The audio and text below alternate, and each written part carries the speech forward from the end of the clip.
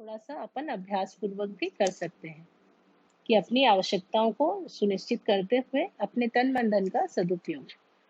और ये तो बात है कि अपनी आवश्यकताएं से अधिक ही है, करीब करीब अगर मानव देख पाता है तो अपने पास, तो ऐसा है।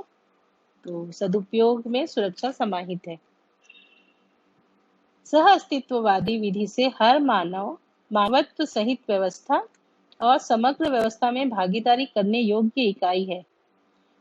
इसमें मुख्य मुद्दा यही है, स्वयं को स्वयं के लिए रासायनिक, भौतिक एवं जीवन क्रिया के संयुक्त रूप में होने को स्वीकारने की आवश्यकता है। इसमें मुख्य मुद्दा यही है, स्वयं को स्वयं के लिए रासायनिक, भौतिक एवं जीवन क्रिया के संयुक्त रूप में होने को स्वीकारने की आवश्यकता है। जीवन क्रिया की महिमा और मानव परंपरा में इसकी आवश्यकता ध्यान में रहना अति आवश्यक है। अब यहाँ पर एक बहुत सुंदर बात है, जैसे कई बार हम लोग ना बाबा जी से मतलब हर बार ना जीवन जीवन करके बात करते थे, है ना, कि जीवन जीवन की क्या क्रिया है, जीवन कैसे काम करता है, जीवन मरने के बाद क्या करता है। मतलब हर बार बाबा जी हमारा ध्यान आकर्षण करते थे कि मानव के हिसाब से बात करो, जीवन क्या, खाली जीवन क्या। तो ये जो बात है ना यहाँ पर, ये बहुत अच्छे से हमको मतलब पकड़ने की जरूरत है कि कई बार हमको लगता है शरीर को तो हम जानते हैं, शरीर तो ऐसा ही, शरीर तो, लेकिन जीवन कोई बात है, आत्मा, ये सब इसमें बहुत ज्यादा उलझने लगते हैं। तो जब भी हम बात करें तो मानव के रूप में करें, क्योंकि जीवन भी जब भी अपने आप को प्रमाणित करेगा शरीर ही करेगा। तो इसमें जो ये बात है कि स्वयं के लिए रासायनिक, भौतिक एवं जीवन क्रिया के संयुक्त रूप में होने को स्वीकारने की आवश्यकता है। अगर हम इस रूप में अपने आप को स्वीकारते हैं तो हम परंपरा के बारे में सोच पाएंगे। अब यहाँ पर ये बात आ जाती है कि यदि मैं सिर्फ जीवन के बारे में सोचती हूँ तो स्वांतः सुखाय की ओर जाऊंगी। यदि मैं अपने शरीर को कुछ नहीं समझती हूँ, अगर मुझे लगता है कि मैं जीवन हूँ, है ना, तो मैं जीवन हूँ बोलेंगे तो हम रासायनिक, भौतिक के संयुक्त रूप में अपने आप को उसमें अटैच नहीं कर पाते हैं। तो सिर्फ जीवनगत ही हमारे कार्यक्रम अपने आप में रहेंगे और हमको लगेगा बस अपने आप में सोचो, अपने आप में अनुभव को पालो। तो एक बार मेरे को फिर वापस एक बात याद आती है, और अनुभव शिविर के समय की ही बात याद आती है।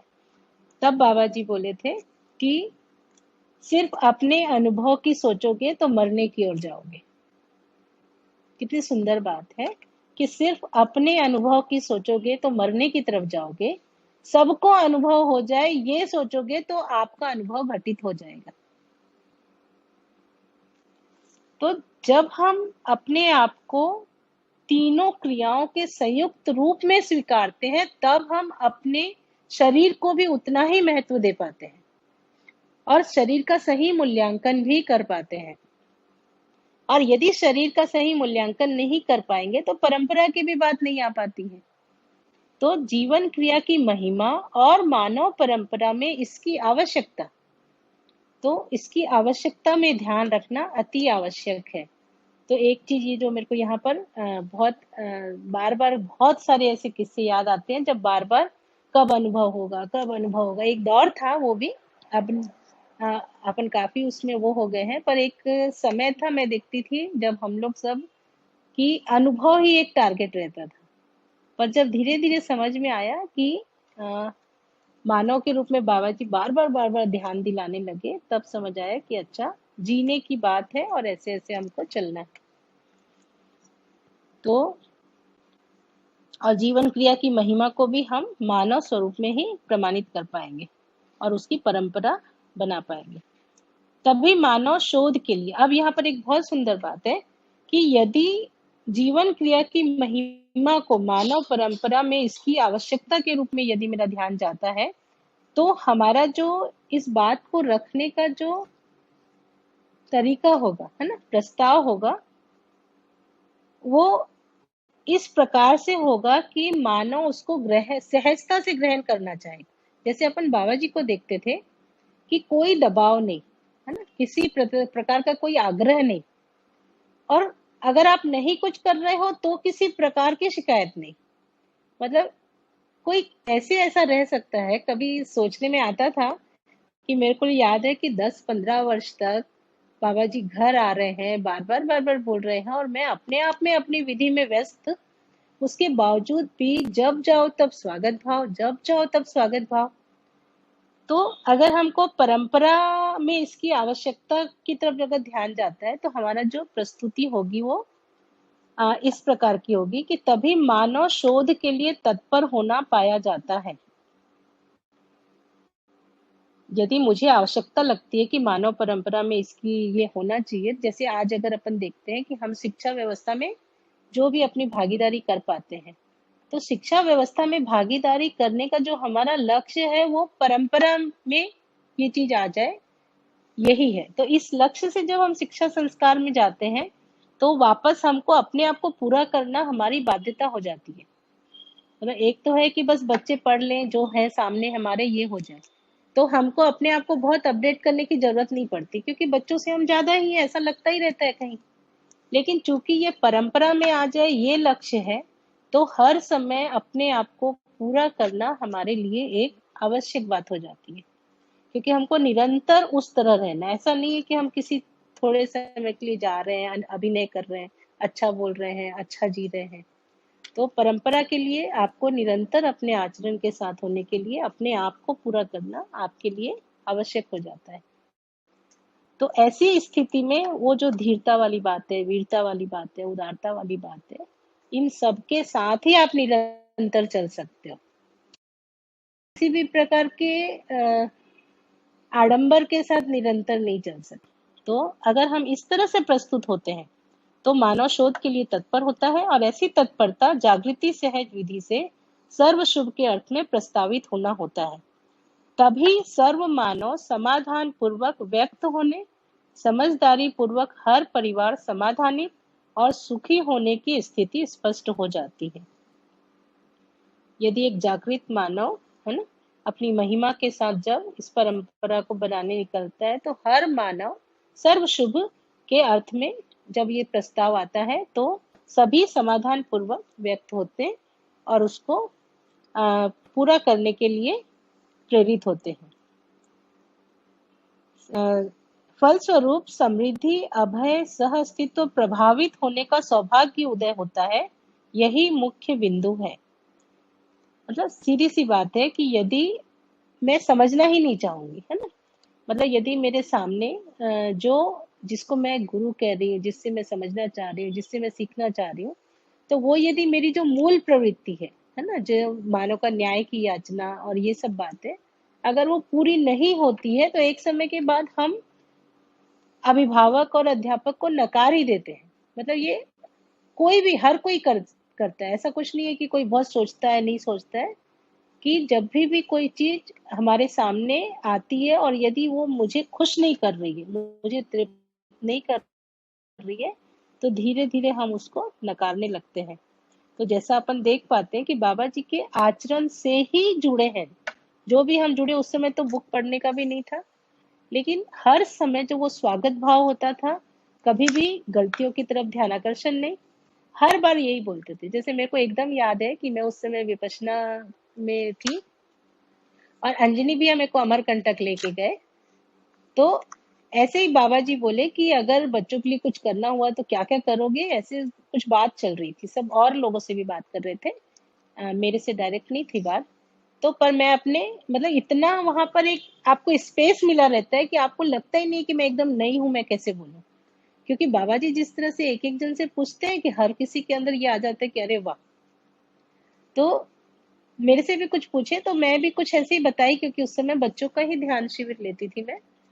तो बाबा जी तुरंत सबको बोले, देखो बिटिया कितना अच्छा सोचती है। मतलब मेरे को आज भी याद है कि बाबा जी की वो लाइन मेरे को उनकी ओर आकर्षित करती थी। मतलब मेरा बार बार उनके पास जाने का जो एक वो होता था कि वो हमेशा आपको स्वागत भाव के साथ और आपकी अच्छी बात को प्रोत्साहन देना। मतलब जैसे अपन शिक्षा के लिए भी बोलते हैं कि प्रोत्साहन से मानव आगे बढ़ता है, तो हर मानव, चाहे वो आज हर चीज से संपन्न है ना, फिर भी वो प्रोत्साहन से आगे बढ़ता है। तो ये एक बहुत सुंदर बात जो लगती है। तो अगर इस तरह से जागृत व्यक्ति से ये चीजें ऐसे फलित होती है तो हर कोई समाधानित होने पर सुखी होने की स्थिति स्पष्ट होती है और फलस्वरूप समृद्धि, अभय, सहस्तित्व प्रभावित होने का सौभाग्य उदय होता है। यही मुख्य बिंदु है। सर्व शुभ का प्रमाण भी यही है, क्योंकि समाधान समृद्धि पूर्वक ही मानव सुख शांति का अनुभव करता है। इसी क्रम में समाधान, समृद्धि, अभय, सह अस्तित्व पूर्वक आनंद अपने आप में संपूर्ण होना पाया जाता है। सुख, शांति, संतोष की निरंतरता ही आनंद है। तो इस ढंग से मानव लक्ष्य सार्थक होने की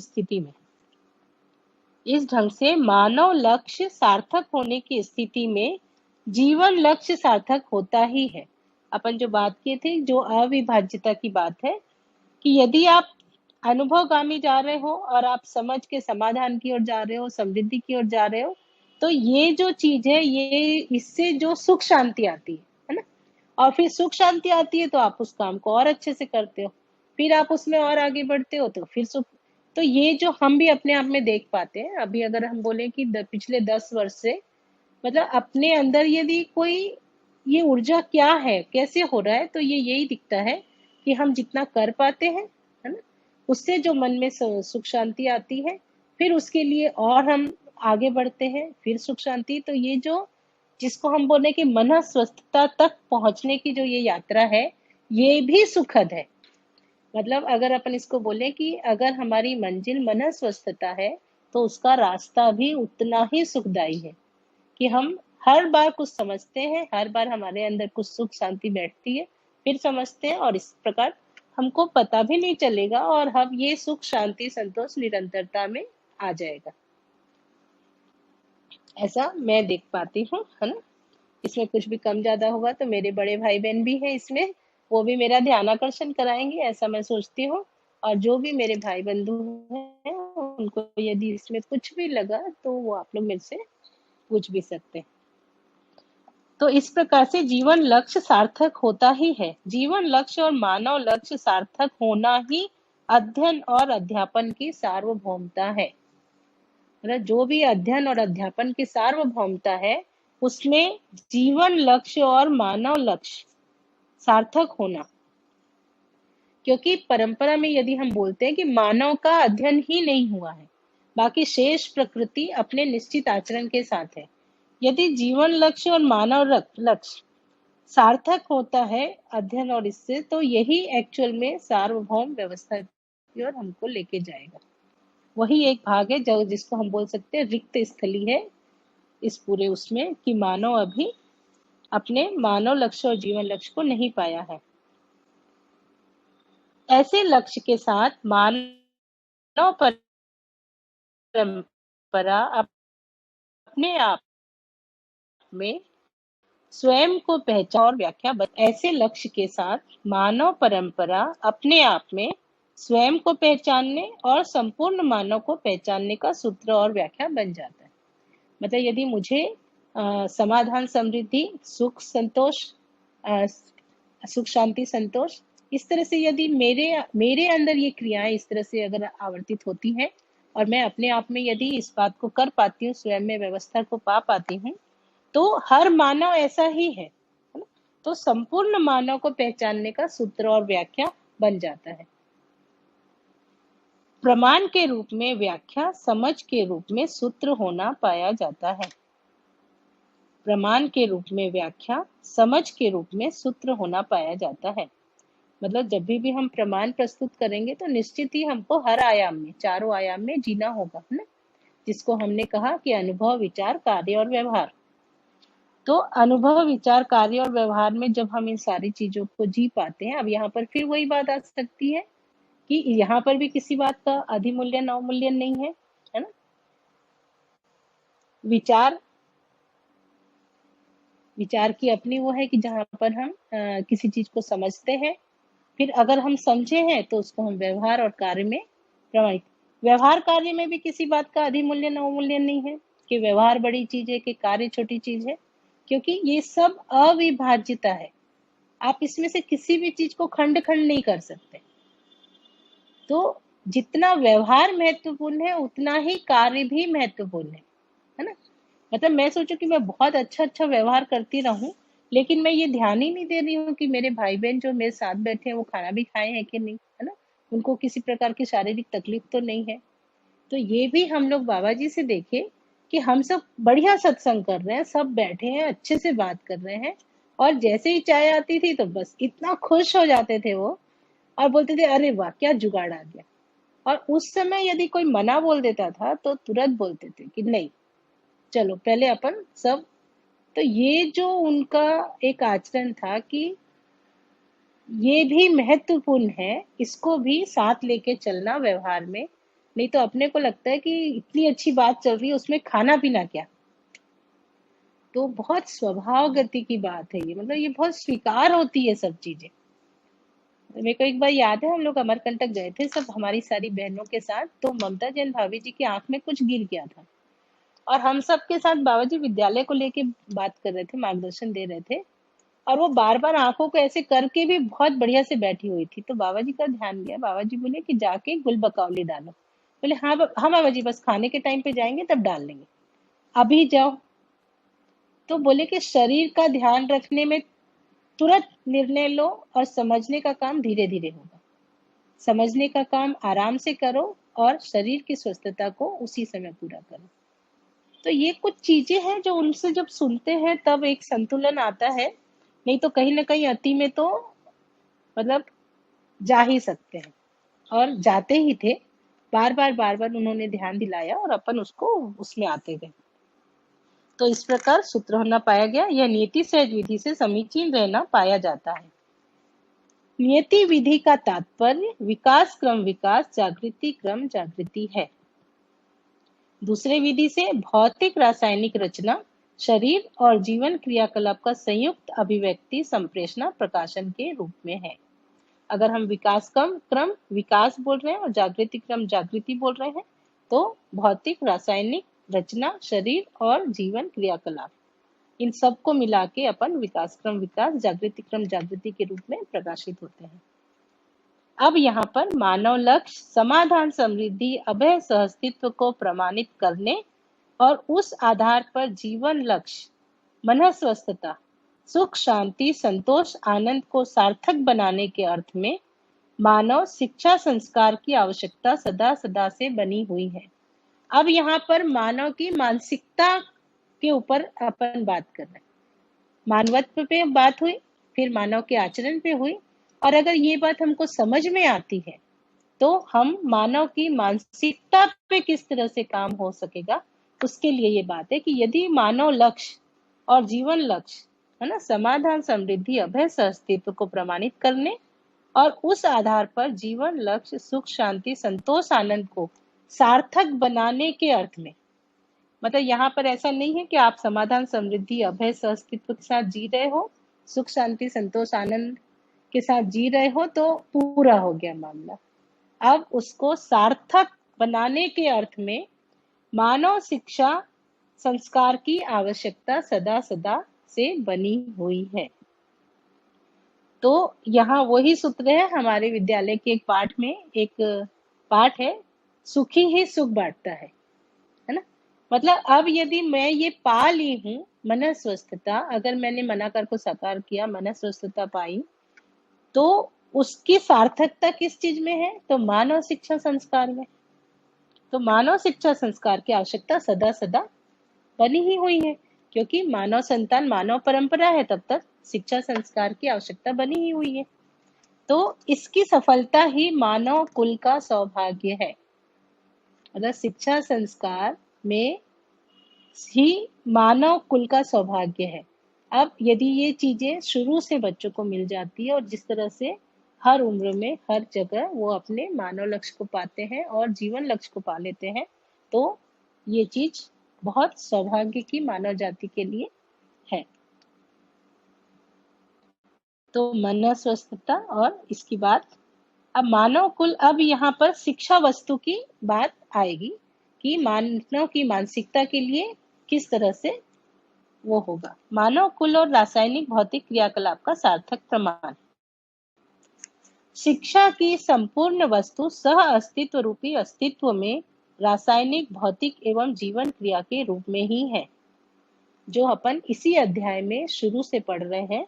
अब उस बात को उसको इसमें शामिल करते हुए, क्योंकि ये बात हमेशा ध्यान में रखने पर ही हम आगे का काम अच्छे से कर पाएंगे कि शिक्षा की संपूर्ण वस्तु सह अस्तित्व रूपी अस्तित्व में रासायनिक भौतिक एवं जीवन क्रिया के रूप में ही है।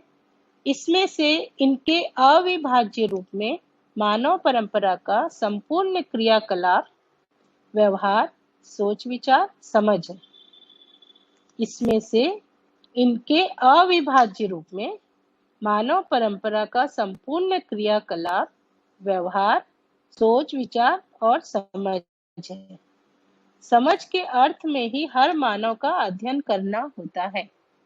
समझ के अर्थ में ही हर मानव का अध्ययन करना होता है, जिसको हम संज्ञानीयता बोलते हैं, जिसको हम मनस्वस्थता बोलते हैं, जिसको हम जानना, मानना, पहचानना, निर्वाह करना बोलते हैं।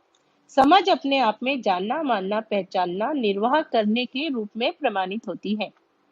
इसी अर्थ में संपूर्ण अध्ययन सार्थक होना पाया जाता है। अस्तित्व में संपूर्ण इकाइयां रासायनिक भौतिक एवं जीवन क्रिया के रूप में परिलक्षित है ही। गठनशील परमाणु से लेकर अणु, अनुरचित पिंड, प्राण कोशा, वनस्पति संसार, जीव संसार सभी स्वयं में व्यवस्था में रहते हुए अपने अपने निश्चित आचरण को व्यक्त करते हुए समझ में आते हैं। ये रविकांत भैया जी की भी ये जो क्लास चली, मतलब कितनी सुंदर बात है कि यदि हमको ये समझ में आता है जब कि अंश भी है ना, मतलब परमाणु अपने आप में सबसे छोटी व्यवस्था के रूप में, पर परमाणु अंश भी व्यवस्था के लिए ही प्रवृत्त है। मतलब हर कोई व्यवस्था के ही लिए प्रवृत्त है, ये अपन अंश में भी देख पाए। तो इस तरह से अगर हम हर आगे जो विकास क्रम हुआ और फिर विकास, इसमें अपन इन चीजों को देख पाते हैं कि हर कोई विकास के लिए ही अग्रसर है। तो ऐसे प्रमाण में से धरती सबसे बड़ा प्रमाण है। धरती एक व्यवस्था के रूप में काम करती है। व्यवस्था के रूप में काम करने का प्रमाण ही है कि इस धरती पर भौतिक, रासायनिक और जीवन क्रियाकलाप पदार्थ, प्राण, जीव और ज्ञान अवस्था के रूप में प्रकाशित है। इससे बड़ी गवाही क्या होगी। इस गवाही के आधार पर अर्थात पदार्थ, प्राण, जीव अवस्था के निश्चित कार्यकलाप के अनुसार मानव अपने व्यवस्था में होने का भरोसा कर सकता है। मतलब अब अगर अपन ये देखें कि जब हम संपूर्ण व्यवस्था को समझते हैं, तब हमको अपने स्वयं में व्यवस्था में होने पर भरोसा होता है। तो ये जो संपूर्णता का अध्ययन है, जब हम संपूर्णता का अध्ययन करने जाते हैं, जब हम इन सारी सह अस्तित्व में नित्य वर्तमान को देखना, फिर उसमें विकास क्रम विकास, जागृति क्रम जागृति, तो ये जब शेष प्रकृति की निश्चितता को देख पाते हैं, तब हमको स्वयं में व्यवस्था में होने का भरोसा होता है। मनुष्य को सह अस्तित्व रूपी अस्तित्व सहज विधि से स्वयं व्यवस्था रूप में जीने का सूत्र और व्याख्या स्वयं स्फूर्त विधि से समझ में आता है। तो जैसा हम सब प्रकृति को देखकर समझ पाते हैं इन चीजों को, और फिर अपने आप में ही जीने का एक सूत्र और व्याख्या समझ में आती है। सह अस्तित्ववादी विधि से संपूर्ण मानव को एक अखंड समाज के रूप में पहचानना हो पाता है। अखंड समाज मानसिकता का पूर्ण समझ ही ज्ञान, विज्ञान, विवेक रूप में सार्वभौम व्यवस्था का ताना बाना स्पष्ट हुआ रहता है। ऐसे सर्व शुभ के अर्थ में ही मानव व्यवस्था के रूप में सार्थक होना पाया जाता है। इसलिए सार्वभौम व्यवस्था संपन्न होना मानव कुल के लिए परम वैभव, सूत्र और व्याख्या है। इस प्रकार मानव कुल मानव संचेतना पूर्वक ही अपने में सार्वभौम व्यवस्था, अखंड समाज में भागीदारी करने की प्रवृत्ति स्वयं स्फूर्त होना पाया जाता है। मतलब सह अस्तित्ववादी विधि से संपूर्ण मानव को एक अखंड समाज के रूप में पहचानना हो पाता है, और इस प्रकार से पूरे मानव कुल मानव संचेतना पूर्वक ही अपने में सार्वभौम व्यवस्था अखंड समाज में भागीदारी करने की प्रवृत्ति स्वयं स्फूर्त होना पाया जाता है। मतलब जब एक संपूर्णता का अध्ययन होकर जब मानव स्वयं में स्वयं को समझ पाता है और अपना अध्ययन होने से अपने मनाकार को साकार करने के साथ साथ मन स्वस्थता को पा लेता है, तो इस प्रकार से भागीदारी करने की प्रवृत्ति स्वयं स्फूर्त होना पाया जाता है। इसका एकमात्र कारण है कि सह अस्तित्ववादी विधि से मानव अपने को पहचानता है।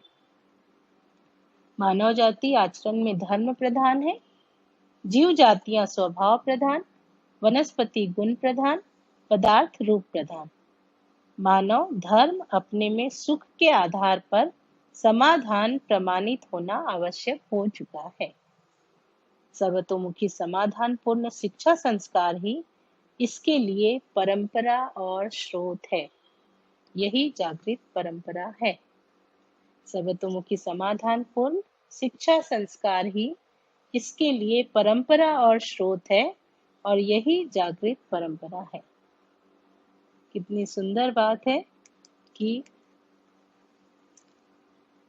हमारा ध्यान जा रहा है इन सारी बातों पर जो हम शायद पहले कभी नहीं सुने थे, और जितना स्वयं में अध्ययन हो रहा है, जितना अपन अपने मन स्वस्थता न भी अभी हम उसको शब्द दे, पर उस और जो अग्रसर है, तो मैं तो ये देख पाती हूँ कि चाहे ऐसा नहीं है कि स्थितियां परिस्थितियां सब अनुकूल होगी तो सुख शांति आएगी। यदि समाधान आता है तो आप हर घटना में जिम्मेदारी पूर्वक प्रस्तुत हो पाते हो और अपने कर्तव्य दायित्व को निभा पाते हो। तो मानव की जो तृप्ति का आधार है वो उसकी भागीदारी है, जिम्मेदारी पूर्वक। तो समझदारी, ईमानदारी, जिम्मेदारी और भागीदारी पूर्वक यदि हम जी पाते हैं तो यही शायद हमको मनस्वस्थता की ओर लेके जाएगा। तो ऐसा करके आज अपन अभी की क्लास को पूरा करते हैं, समय भी हो गया है। और थोड़ा सा सर्वतोमुखी समाधान पूर्ण शिक्षा संस्कार की अगर बात आई है लास्ट में, तो थोड़ा सा मेरा मन था वो मैं आपको कल के सेशन में रखती हूँ। और अगर आपकी जिज्ञासा या कोई भी बात हो तो आप लोग रखना, कल अपन उसको पूरा कर लेंगे, है ना। और आगे का 2 अध्याय है उसको अपन पठन करेंगे। तो एक बार फिर से सबको नमस्ते करती हूँ और खूब खूब धन्यवाद देती हूँ राकेश भैया लोग को वापस कि